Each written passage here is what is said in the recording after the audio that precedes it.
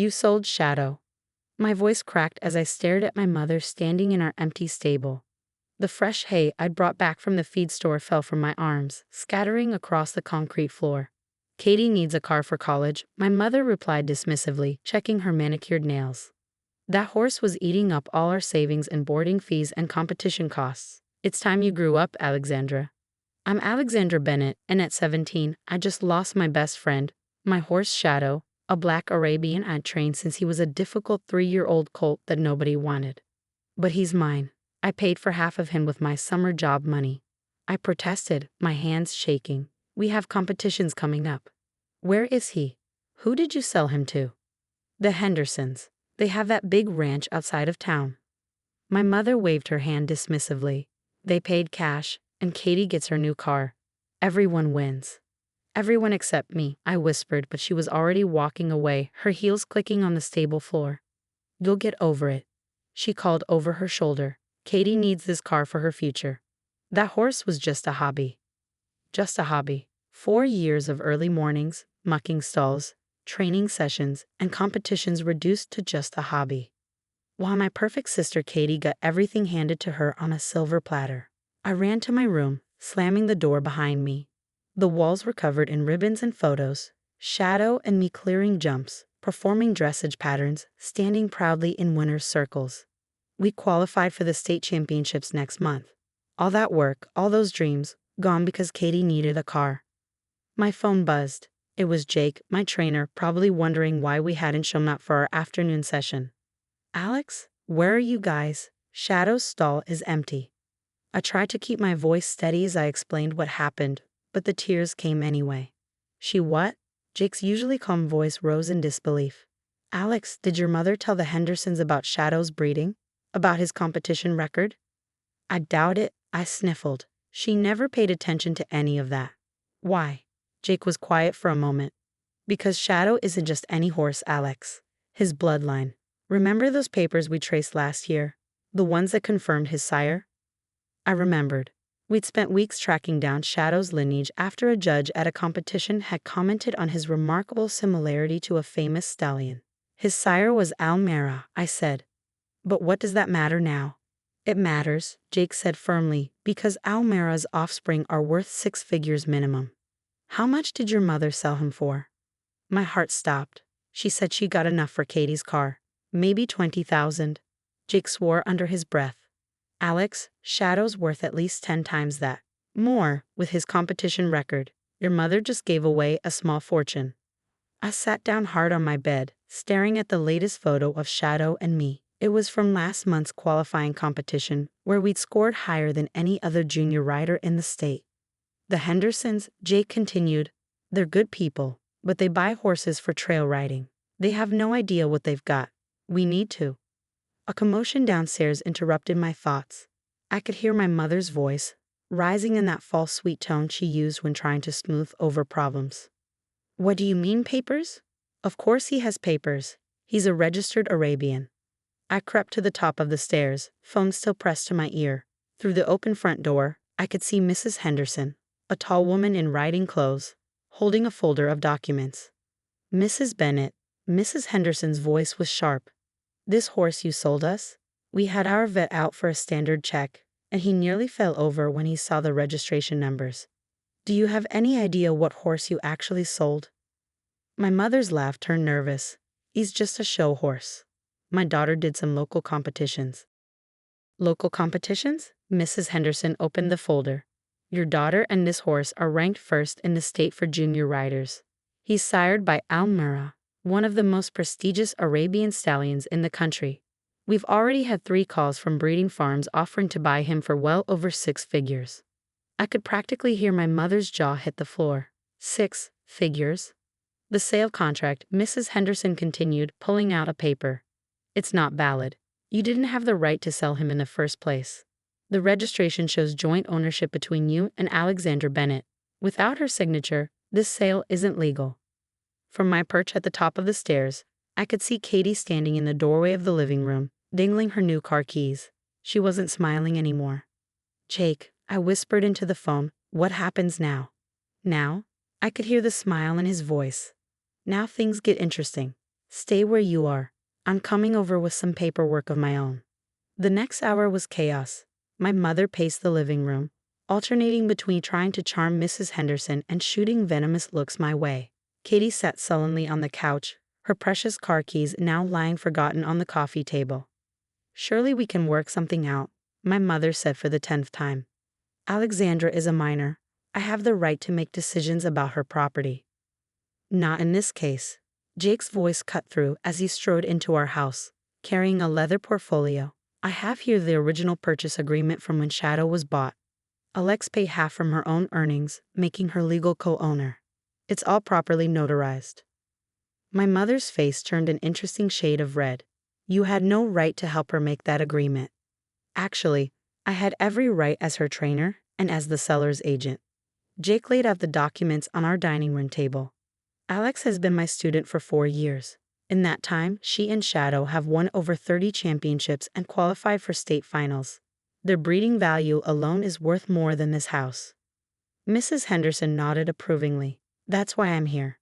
Not to cause trouble, but to do what's right. This horse deserves to be competing, not trailing around our ranch with beginners. I finally found my voice. So, what happens now? Nah, Jake said. We void this illegal sale. Mrs. Henderson gets her money back, and Shadow comes home. He paused, looking at my mother.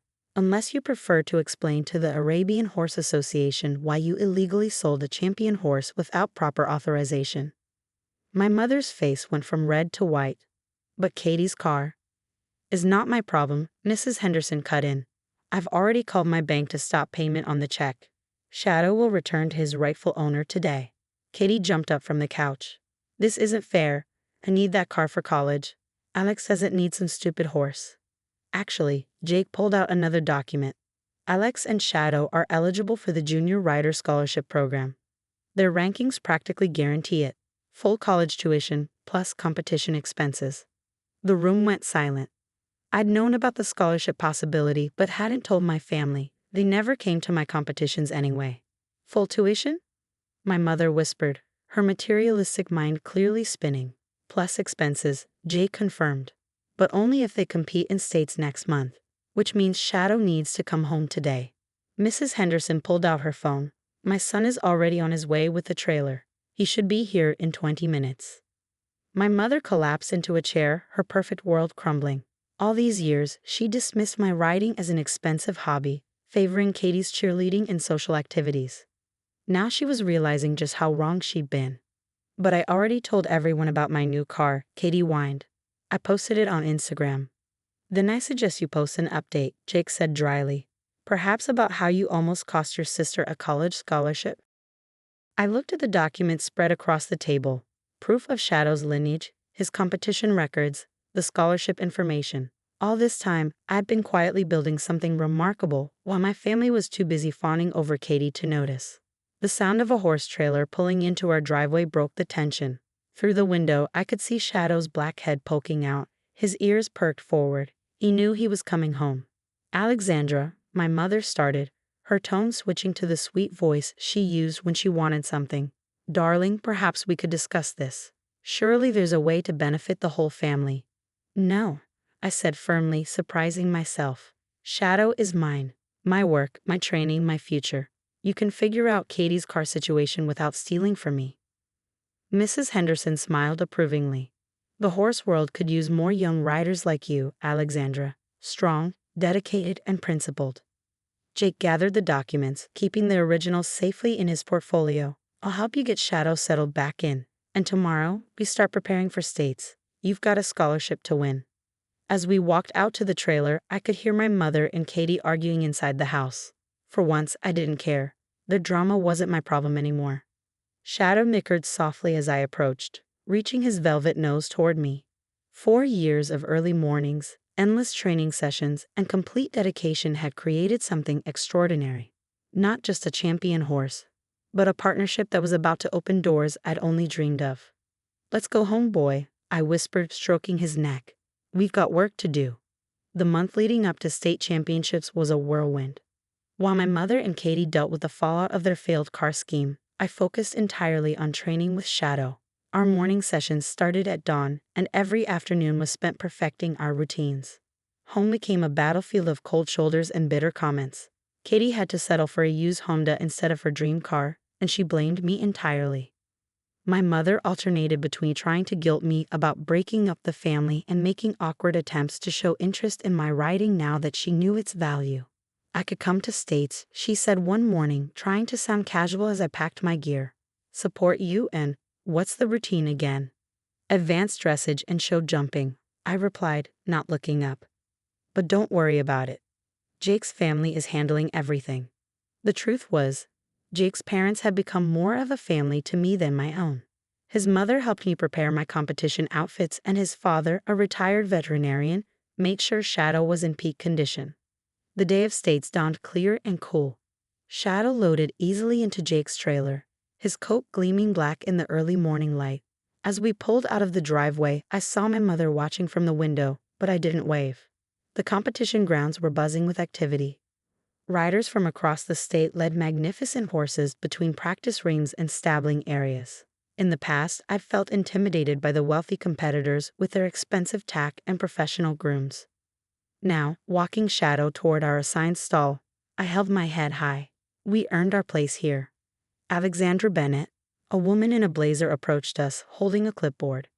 I'm Margaret Wells from the Scholarship Committee. We're very interested in your performance today.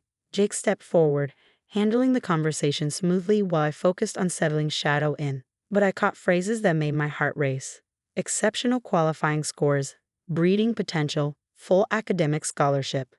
As I prepared for our first event, I saw a familiar car pull into the parking area. My mother and Katie stepped out, looking completely out of place in their designer clothes. They hovered uncertainly at the edge of the warm-up ring, watching as Shadow and I moved through our pre-competition exercises. Don't let them distract you, Jake said quietly, adjusting my saddle one last time. Remember what we've worked for. Our dressage test was first. As we entered the arena, everything else fell away. The crowd, the judges, my family's drama. It was just Shadow and me, moving as one through the intricate patterns we practiced countless times. His hooves seemed to float above the ground, each transition smooth as silk. When we finished, the applause was thunderous.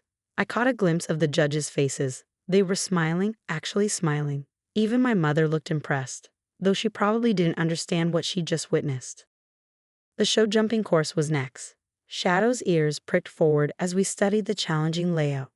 Double combinations, tight turns, and imposing oxers waited to test us. But we were ready. As we cleared the final jump, the crowd erupted. We'd gone clear with one of the fastest times of the day. Jake was beaming as we left the ring, and Mrs. Wells was already making notes on her clipboard.